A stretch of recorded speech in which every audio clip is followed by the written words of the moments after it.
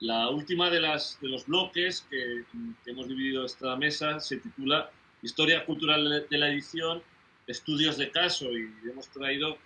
tres monografías, tres trabajos, mejor dicho, recientes,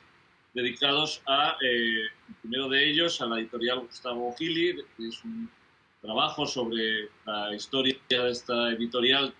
tan relevante de Fernando García Navarro, publicado por la Universidad de Zaragoza. El segundo, que es un trabajo del que ya se ha hablado esta tarde, que se ha publicado también, al igual que el trabajo de José Luis, en Ampersand, en Buenos Aires, dedicado al Círculo de Lectores, Historia y Trascendencia de un proyecto editorial. Y el tercero es un proyecto de introducción al estudio de la edición vasca, coordinado por un grupo de investigadoras y de investigadores, y que va a presentar el profesor de la Universidad del País Vasco, Mikel Ayer. Así que, en este mismo orden, Fernando, tienes la palabra. Bueno, pues en primer lugar, gracias a la directora, a los coordinadores y a toda la gente que hay detrás de todo este tinglado, que la verdad que tiene mucho mérito. Gracias a todos vosotros y gracias sobre todo por darme la oportunidad de presentar este libro, editorial centenaria, muy ligada a la figura de su editor, de Eugili. Un hombre clave también, yo creo, en la historia de la edición en España, en esa primera mitad del siglo XX, un hombre lleno de ideas gremiales que ya, incluso en el franquismo, ese periodo en el que se introduce en mi libro, sus ideas también influyeron en la propia configuración de la ley del libro español de los años 40. Un editor que consideraba que los libros, o el libro en sí, era un elemento básico de la cultura de cualquier país, pero también un elemento activo a la hora de expandir esa cultura más allá de lo propiamente nacional. Y quizá por ello también su casa editorial es un ejemplo de ese trasladar no solamente el trabajo realizado en España y en Cataluña a todo el ámbito iberoamericano. De su catálogo lo que me he centrado principalmente es en algo en lo que fue también pionero, ¿no? Es en ese trabajo sobre libros científicos y técnicos, que en este libro no se trata tanto de analizar su contenido, sino quizá más su forma, ¿no? Desde el punto de vista material, es decir, la forma en la que esos libros aparecen, cómo están realizados, los materiales empleados, toda esa dimensión material, pero también la forma en que todo ese proceso de confección se llevó a cabo, tratándose, como digo, de unos libros y de unas temáticas específicas de ciencia aplicada dentro de un régimen dictatorial de la dictadura de Franco que le dio cierta importancia a las ciencias aplicadas. Lo curioso, o creo que lo interesante del libro, es que es a través del estudio de los propios libros como vamos conociendo a otras figuras de la cadena del libro, impresores, distribuidores, comerciantes, quizá porque en el fondo lo que a mí me interesaba era atender a los motivos y las interacciones humanas que todos los textos, todas las obras llevan aparejadas. Y diría más, humanas y no humanas, porque también, al menos en una parte de este periodo temporal, tiempo de escasez, de complicaciones, esos problemas técnicos, por así decirlo, tenían cierta importancia. Me interesaba ver también toda esa interacción productiva entre operarios, máquinas. Como veis, todo ello me lleva también al porqué de este título de historia cultural, ¿no? Porque, como veis, lo que me interesaba era, de alguna forma,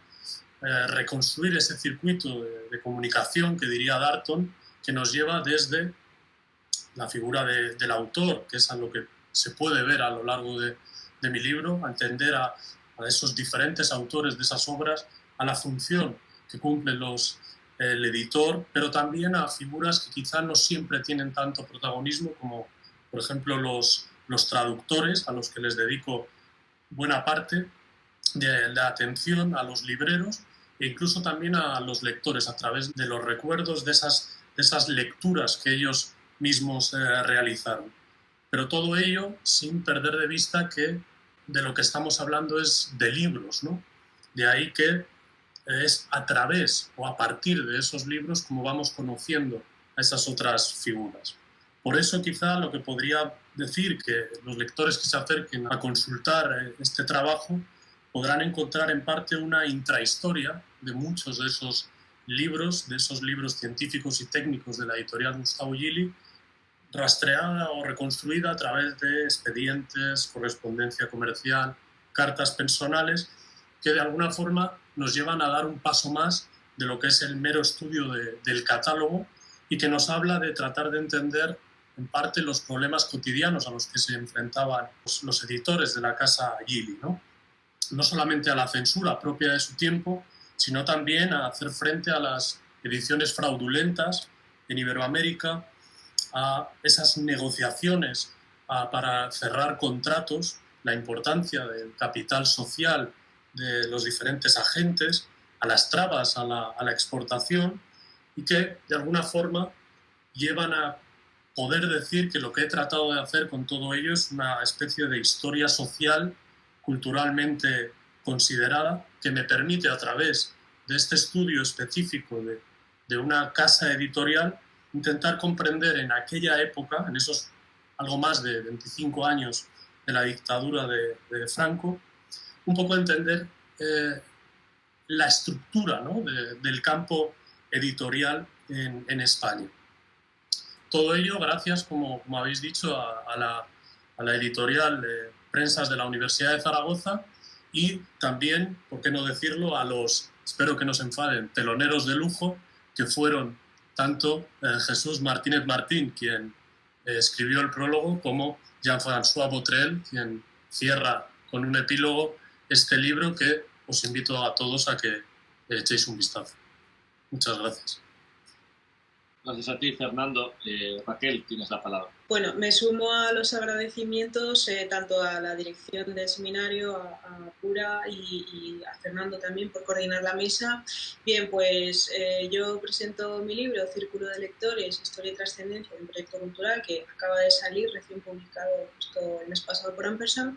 y que parte de una tesis doctoral dirigida por Pura Fernández, en la que teníamos dos premisas iniciales de investigación. Por un lado, Círculo de Lectores era un elemento del campo cultural español muy conocido, con un fuerte vínculo emocional por parte de sus ahora antiguos socios, pero no existía ninguna investigación monográfica publicada hasta el momento. Por otro lado, Pura conocía la existencia del archivo personal de Hans Meinke, el que fue director de Círculo de Lectores, que llevó el proyecto cultural más lejos y, bueno, pues gracias a la amabilidad de Hans Meinke pude consultar su archivo y encontramos allí pues una documentación enormemente rica y diversa que permitía reconstruir tanto la evolución del club como el making of, por así decirlo, de algunos de los proyectos editoriales más relevantes. Así, bueno, pues teníamos un proyecto con muchas variables a estudiar en el que adoptar un enfoque interdisciplinar era fundamental para llegar a una comprensión global del fenómeno que supuso este club del libro. Por una parte tendríamos la evolución histórica del Círculo de Lectores entre 1962 y 2010, que es el periodo acotado de estudio y que, pues, como muy bien ha contextualizado Ignacio Echevarría antes, al que también pues hay que agradecerle el magnífico prólogo que ha hecho al libro, pues Círculo es una iniciativa del grupo editorial alemán Bertelsmann, que ya tenía un club del libro en Alemania y que usa este club español como primer peldaño de su expansión internacional en un contexto inicial en España marcado por el pesimismo cultural, por la creencia de que en España no se leía, y a ello se le sumaba una clase media emergente que percibía la lectura como un medio de promoción social y personal. A ello se le une el vínculo especial creado por Círculo de Lectores gracias a la particularidad de su sistema de funcionamiento puerta a puerta a través de su red de agentes que lograban un vínculo muy cercano y una mayor familiaridad con gente que, como ha dicho Ignacio antes, pues no tenía una relación fluida con la lectura. A ello se le une también pues, una sucesión de años con una serie de cambios muy importantes en muy poco tiempo, como es la entrada de España en democracia, su ingreso en la Unión Europea, el aumento de diversificación del ocio, la existencia de grandes conglomerados empresariales multimedia. A todos estos cambios pues tuvo que hacer frente el Círculo de Lectores a través de una serie de estrategias empresariales, que es otro de los aspectos estudiados en el libro,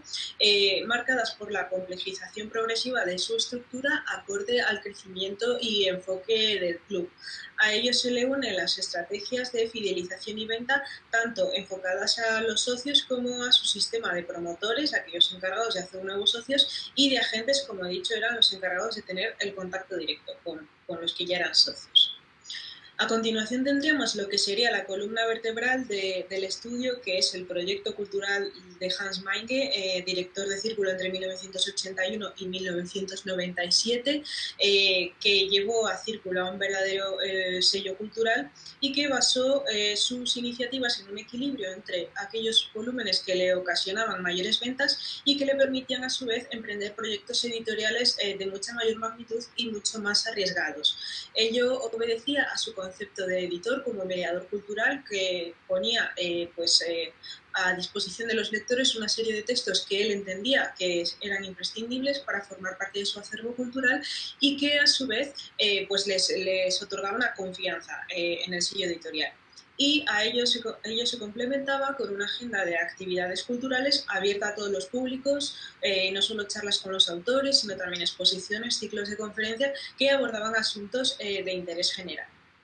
A continuación tendríamos un estudio del catálogo literario de Círculo de Lectores con aquellos proyectos más relevantes, como pueden ser, ya mencionados por Ignacio, pues la Biblioteca de Plata en sus diferentes ramas, la Biblioteca Universal o la magna colección de obras completas, que culminaron en la creación de una editorial propia en 1994, Galaxia Gutenberg, con el fin de dar salida a estas ediciones de cara a las librerías, que no solo se quedaran en Círculo, y ello pues le lleva a ser un mero distribuidor de libros a todo un sello cultural, y el único caso que yo conozca de un club de libro que crea una editorial y no a la inversa. En todas estas ediciones era muy relevante tanto la importancia de la factura material como del contenido adicional, los estudios, los prólogos que siempre se añadían a la edición por especialistas en la materia. Y por último, me centro en mi estudio en las ediciones ilustradas al entender que estas ediciones es la materialización más visible del concepto de cultura como diálogo entre disciplinas que tenía Hans Meinke, y también la visibilización de esas redes conformadas por él entre artistas, escritores, intelectuales que llegaron a conformar una verdadera cofradía del libro, en sus palabras. Saca además el libro ilustrado fuera del ámbito más o menos elitista en el que se encontraba por aquel entonces, y el éxito de estos proyectos culminaron con la creación también en el 94 del Círculo del Arte, con una estructura similar a Círculo de Lectores, pero específicamente centrado en la obra gráfica y en las ediciones artísticas. Así, a modo de conclusión, pues podemos, creo que se refleja bien el papel fundamental del Círculo de Lectores en la historia cultural española de la segunda mitad del siglo XX, su función tanto como pionero cultural al crear una franja de público lector que no existía antes, como su papel como incubadora de lectores, ya que fue madurando el criterio de estos lectores con propuestas editoriales cada vez más arriesgadas que pudo conllevar a su incorporación a otros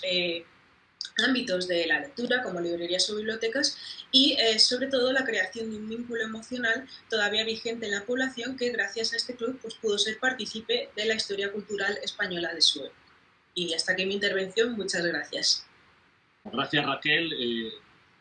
A continuación interviene Miquel Ayer. Primero de todo, agradecer a Fernando, a la organización del seminario, a los participantes y a los ponentes y a Pura,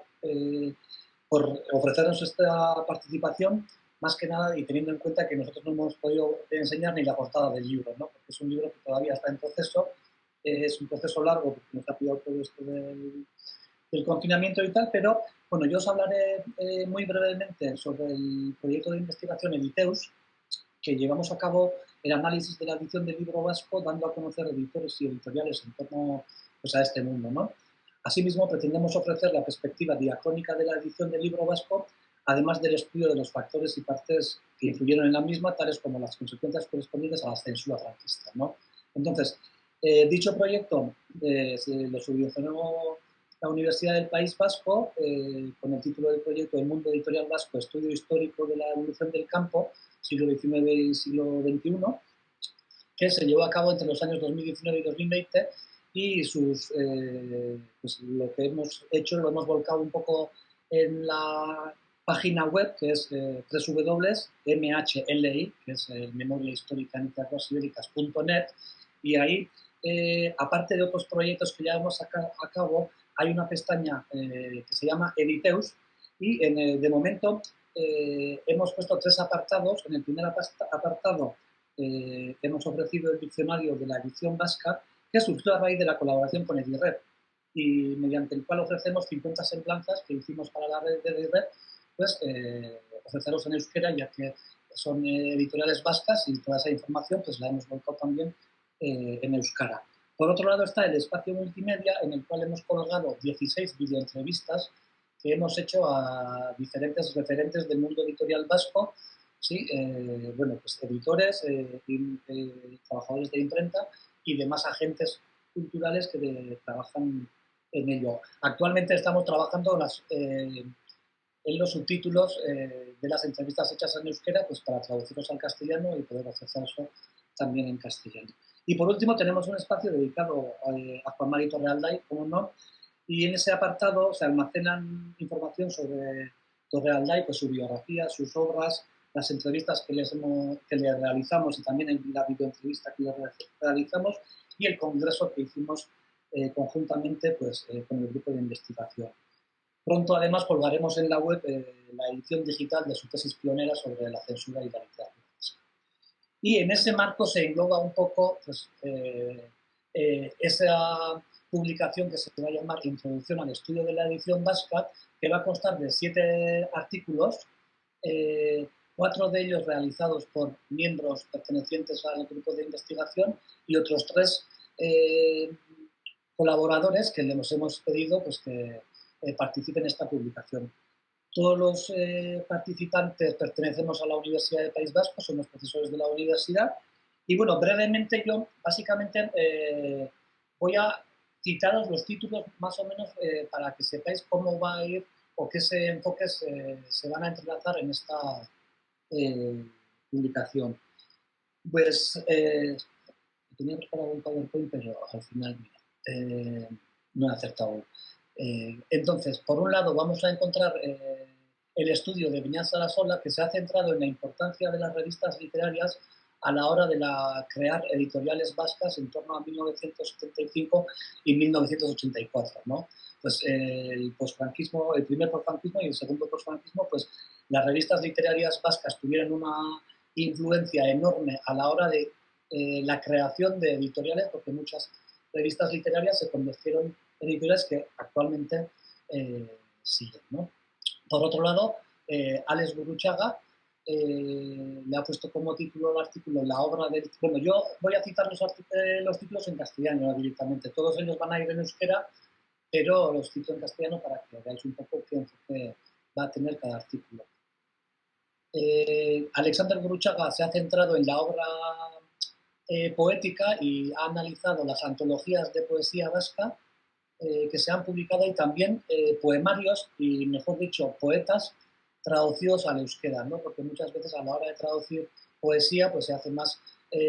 colecciones que no libros, o no se traducen tanto libros como sí antologías, ¿no? Pues entonces él analiza todo ese campo de las antologías poéticas.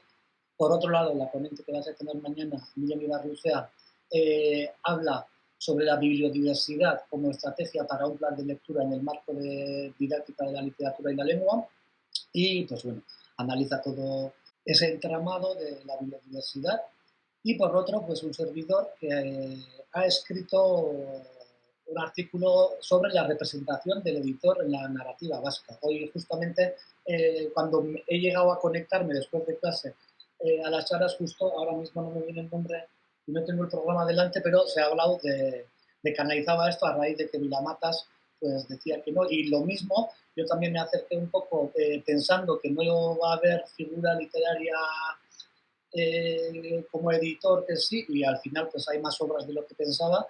Y bueno, yo en euskera le he puesto el título porque rima también editore traditore, porque la figura del editor no va a salir bien parada en la mayoría de las veces. Y por último, hemos solicitado 3 colaboraciones